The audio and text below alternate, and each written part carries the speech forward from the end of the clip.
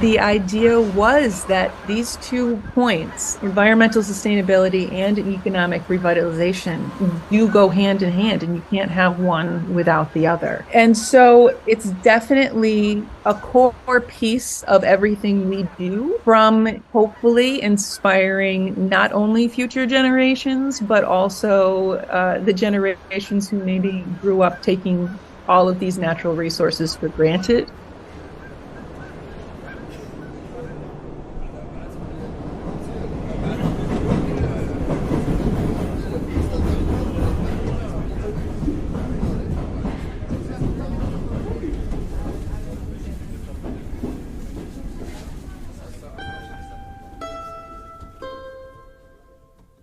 Welcome to Towards a Kinder Public, a podcast exploring issues in public space and ways to design kinder space that better meets our interconnected needs. I'm Kevin Castle, and along with Annie Chen, we are Kinderpublic. Today's episode is How a Semi-Rural Park Models the Power of Public Space. Hudson Crossing Park is a bi-county public park along the Hudson River and historic Champlain Canal. The park is on an island and sits just outside the business district of Schuylerville, New York, which has a population of under 2,000 people. The business district is home to predominantly small and family businesses, including music and art-based businesses, restaurants, small shops, and a public library. The area is surrounded by specialized farms, light industry, and commercial sites centered around agriculture and construction, and the neighboring towns of Northumberland and Greenwich. The park is accessed by a drive that crosses the canal and winds past the Champlain Canal Lock 5 Museum, and past a colorful rack of kayaks available for rent. Shortly, a beautiful purpose-built wrought iron gate indicates to cars that they have reached their stopping point at a centrally located parking lot between the wooded shore of the Hudson River and the wooded shore of the canal.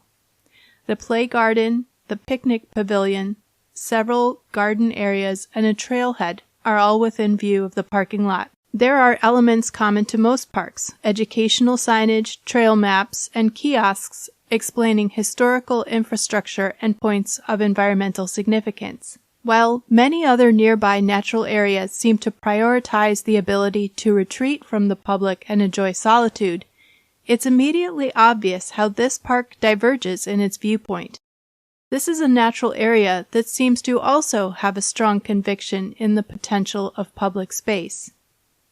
In this episode, we will discuss the origins of the park, its organizational structure, and some of the unexpected details in its design.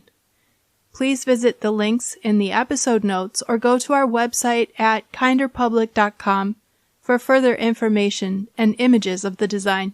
And we are grateful to have with us now Kate Morse, Executive Director of Hudson Crossing Park. Thank you so much for joining us. Could we start by understanding what is important to know about the organizational structure of Hudson Crossing Park? Absolutely. I think probably the most important thing to understand is that we are a nonprofit organization. A lot of people visit Hudson Crossing and see the many things that we offer and automatically assume that we're a municipal or a state park, and we are not. And I think equally important to understand is that we are primarily a volunteer-based organization. I am the one and only staff member, and I've only been a staff member for the last 5 years or so. And up until then, basically 15 years prior, we had nothing but volunteers.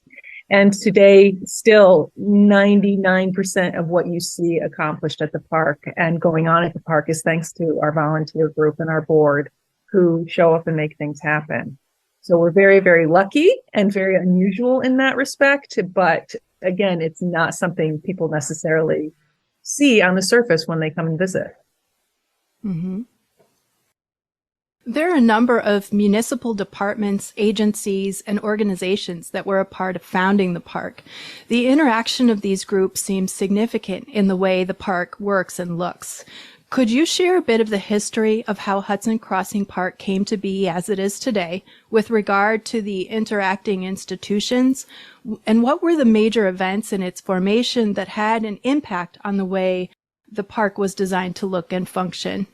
Hudson Crossing Park primarily had a vision of partnerships. And part of it was out of necessity, and part of it was out of this dream to connect people and organizations and communities. And at the very, very base level, the property that we inhabit, a 42-acre island that's bordered by the Hudson River and the Champlain Canal, is actually owned by the New York State Canal Corporation. So it is state property. And understandably, when the idea of utilizing this otherwise unused property came up, Canal Corps said, well, that sounds great, but we're not just going to work with a bunch of folks who kind of raise their hands and say, hey, wouldn't this be neat? We needed a municipal sponsor. And the primary, the bulk of the island is in the town of Northumberland. So we reached out to the town of Northumberland and said, we want to build a park for everyone. Can you help us out? And they were incredibly welcoming of this idea and have been huge and generous sponsors ever since. So not to get into too much of the nitty-gritty details, but Canal Corporation has a permit with the town of Northumberland, and then we have an agreement with the town of Northumberland. So already, before anything has even started, we are working with a number of people or a number of organizations and municipalities. From there, it really was just recognizing that it takes a community to make things happen. And one of our cornerstone attractions is the Dix Bridge, which is a historic bridge that spans the Hudson River and connects Washington and Saratoga counties. And when, again, the idea of the park was beginning to be formed, that bridge was closed to all traffic and slated to be torn down. And thankfully, the park founders said, this can't happen. This is not only important historically speaking, but this is literally a connection between two counties, multiple communities. We need to save this bridge. And so again, both out of necessity and because of this vision, they started fighting the good fight, connecting with municipalities on both sides of the river in both counties, other groups of organizations, the Historic Hudson Hoosic River Partnership, which is a group of multiple municipalities and nonprofit organizations throughout the region, was an integral part. And through a lot of tenacity and hard work and networking and partnerships, they were able to save that bridge. And today it's actually the connecting point along both the Empire State and Champlain Canal trail systems as well between Saratoga and Washington. So I don't want to say that the partnership organically happened, because there was certainly a lot of work involved, but it did become a very clear piece of the puzzle of what needed to happen in order to make the vision of Hudson Crossing Park work. That's really interesting. And when you say that the park founders came together to protect the bridge, who exactly are you referring to in that case? Well, there's a number of folks who certainly can take credit. Marlene and Alan Bissell were kind of the beginning. I'll call them the seed. And then they were in a position where they thankfully were very good at twisting arms and selling ideas in the best possible way. And so it didn't take too long before there was a core group of folks who started to have very serious discussions about what needed to happen in order to make Hudson Crossing Park a reality. Right. So year-round, there's a lot going on, from education, environmental work, community building, to fun recreational events. Could you describe the mission of the park and some of its main programming goals? Absolutely. So again, we give a nod to our founders for coming up with a really great mission statement, which I always call it our umbrella because it covers so much ground. Our mission is to tie environmental sustainability to economic revitalization and to engage all ages in making informed choices for a sustainable future. So that certainly covers a lot of area. But the idea was that these 2 points, environmental sustainability and economic revitalization, do go hand in hand, and you can't have one without the other. And so it's definitely a core piece of everything we do, from hopefully inspiring not only future generations, but also the generations who maybe grew up taking all of these natural resources for granted. And also the folks who grew up seeing the communities surrounding our area struggle a little bit and now making their way back on top of things and really fighting hard for healthy main streets and farm to table situations with our agricultural communities, and really supporting things in a way that maybe they weren't raised to necessarily have the top of their mind. Thinking of some of the extraordinary built elements of the park, such as the play garden, the picnic pavilion, and the labyrinth, these are clearly not the products of a top-down approach to developing a public park. We'll talk more about the design of these elements and what makes them so unusual in a few minutes. But could you share some insights into how the initial ideas for these elements were formed? Who were the design clients? Who were the architects? Can you share any details or stories about the cooperative nature of the design process? And what were some of the values or intentions for the early design work? Our first approach was honestly to, one, recognize that green spaces are good for the communities that they're in. That's sort of the basic answer.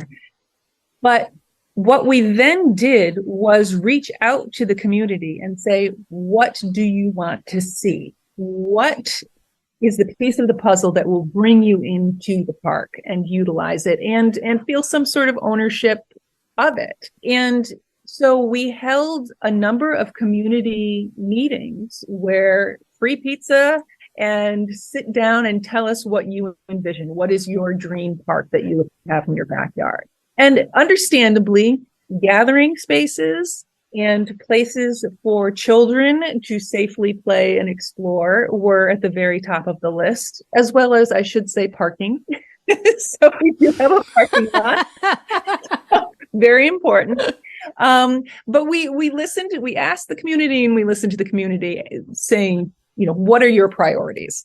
And from there, we also recognized that with a unique play space, we were sort of doubling our bang for our buck, because we weren't just going to get one audience. We're either going to get kids and their parents, or kids and their caregivers, kids and their friends. So we sort of hedged our bets a little bit, saying, okay, we'll get twice as many people when one of the, half of that group can't drive themselves there. So from there, recognizing that families were primarily the ones who were looking for low cost or free things to do with their kids. But also, again, we were growing the future of the park from the very beginning, recognizing that if we have families with young kids who are excited about this space and excited about what we're offering, odds are they will be invested in it both financially and emotionally, and feel like this is part of their hometown and part of their space, which was a big piece of our goal. Out of curiosity, when the idea of unique play spaces came up, were there references that people had that they brought to the table? There were, but there was also just kind of a lot of looking at the blank slate that we were given of this space, and the environment itself helped dictate what happened. You mentioned that we have a couple of great slides built into the hillside. Those were prime sledding areas before we moved in. And so we said, well, people are already sliding down this hill. Let's just make it official.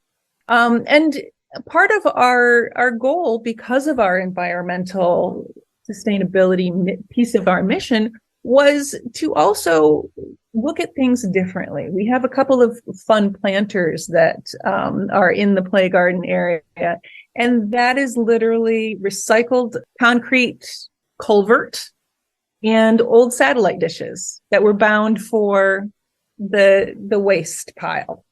And we wanted to highlight both the ways that you could interact with nature, but also encourage people to look at things a little differently and don't think, oh, this is trash, I've got to get rid of it. Let's see if there is another way to use it in a really fun and lasting way. Which hopefully we did. For sure. The picnic pavilion is striking and memorable with its sweeping roof segments. It's visible from the parking area, which you mentioned very is important parking. very important feature, and is one of the first things visitors see. It's both a beautiful piece of architecture and an excellent example of how the built environment can speak of underlying values. The pavilion is in close physical proximity to visitors as they enter the park. It is centrally located. It has no doors or formal means of exclusion. It's nearly always available to all visitors during park hours. It's filled with picnic tables and offers a place to rest out of the sun and weather. The pavilion is an immediate statement of hospitality and trust. Were these values in the initial design discussions about the park? For the pavilion in particular, were there examples that the clients or designers turned to in imagining this structure? Can you share any ideas or stories about its role within park operations today? And was this design work done by professionals on a volunteer basis? Absolutely. This was one of our primary pieces of the vision, is that we wanted a place that felt welcoming to everyone. And that was a piece of art in its own right. You can certainly have the same things achieved with, a pole barn or something much cheaper and much more standard as far as construction goes.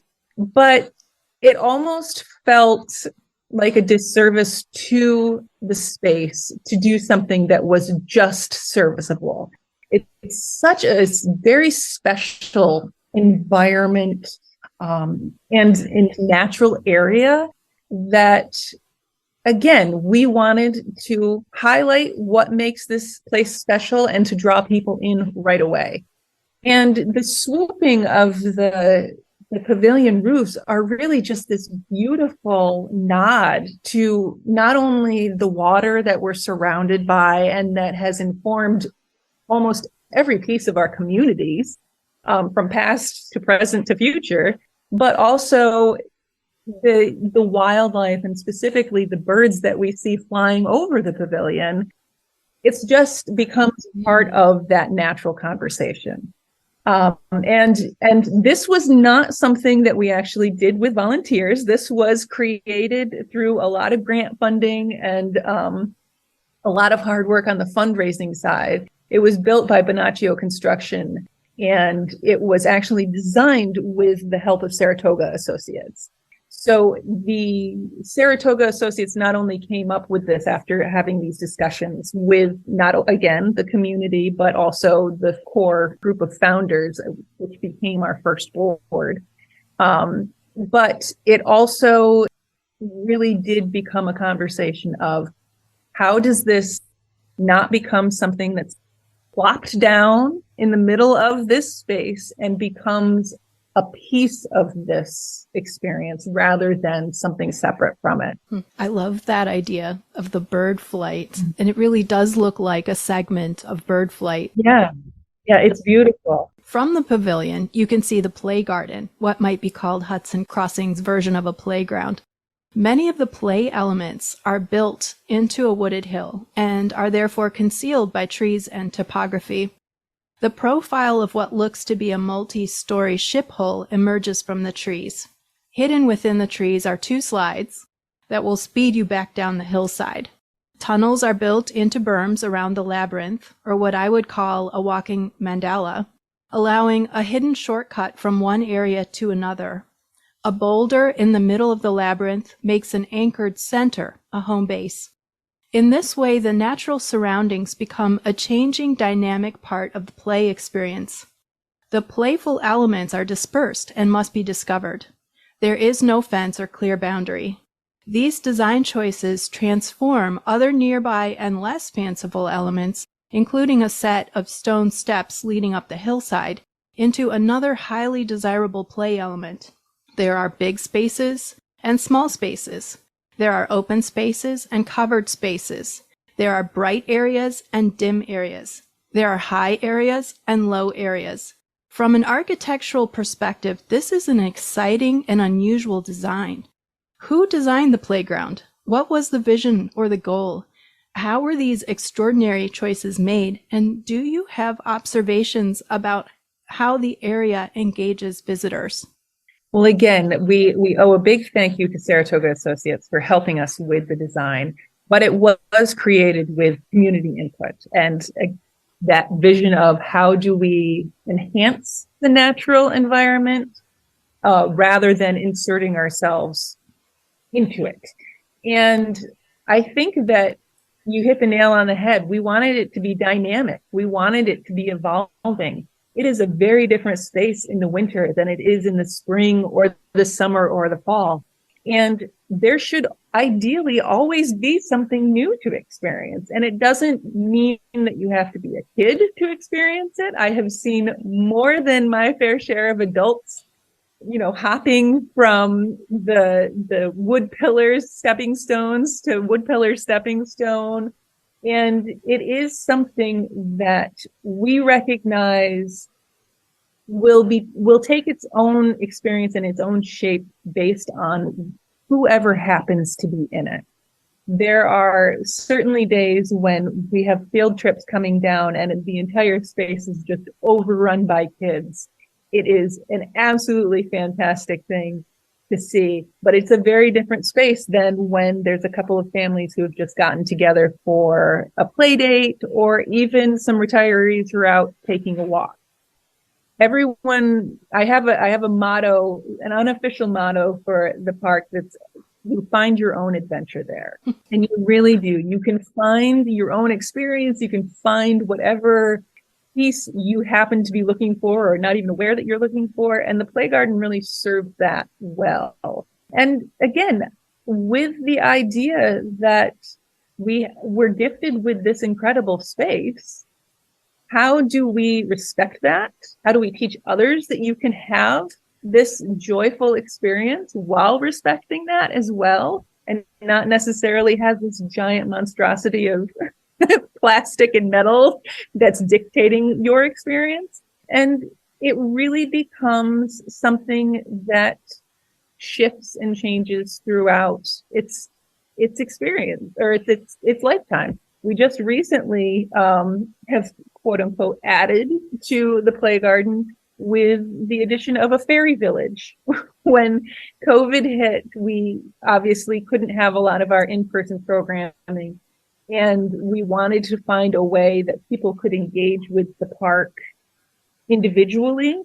And one of our volunteers came across a little fairy house someone had built in one of our little nooks and crannies. And that spawned the idea of, why don't we tell people to go build fairy houses at the park? And you can only use things that you find at the park, and let's see what happens. And before we knew it, there were fairy houses popping up all over. And it was the most magical, wonderful thing. And that has continued. And now we have a more quote unquote established fairy community right in the Play Garden, as well as a collection of fun materials that we've found along the trails of the park, of interesting stones and pieces of wood and moss and mushrooms and all sorts of stuff that kids can then take and build whatever structure they feel like they are moved to build. So it's this very active, very alive space. And that's exactly what we want it to be for everybody. Mm-hmm. Find your own adventure is lovely. It's like also be a co-creator. Yes, exactly. Subscribe to Towards a Kinder Public on Apple Podcasts and leave us a rating and a review. We would love your feedback. To share information about issues in public space and spaces that are doing things right, email podcast@kinderpublic.com. Links to more information about the guests and topics mentioned, as well as a full transcript of the conversation, are available on the podcast section of our website, kinderpublic.com. Visit our website to learn more about our work. I'm Kevin Castle. Our guest has been Kate Morse, Executive Director of Hudson Crossing Park. Here is the sound of a late summer evening in the meadow at Hudson Crossing Park.